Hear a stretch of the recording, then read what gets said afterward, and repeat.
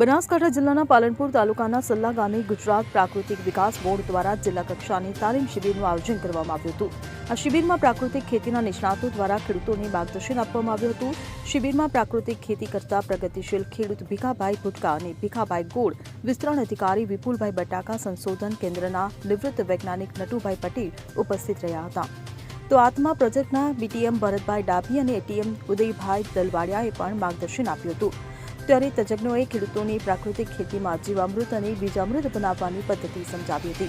સાથે જ model farm વિશે પણ વિસ્તૃત માહિતી આપી હતી. આત્મા પ્રોજેક્ટ, NFMS પ્રોજેક્ટ, ખેતીવાડી ખાતા અને FTCની વિવિધ યોજનાઓની માહિતી પણ આપવામાં આવી હતી. મોટી સંખ્યામાં ઉપસ્થિત રહેલા ખેડૂતોએ આ તમામ યોજનાઓના લાભો વિશે ઊંડાણપૂર્વક સમજ મેળવી હતી. Bureau report CN24 news. હવે જુઓ દેશ દુનિયાની તમામ ખબરો તમારી આંગળીના ટેરવે. ઉઠાવો મોબાઈલ અને Google Play Store પરથી ડાઉનલોડ કરો અમારી CN24 ન્યૂઝ મોબાઈલ એપ.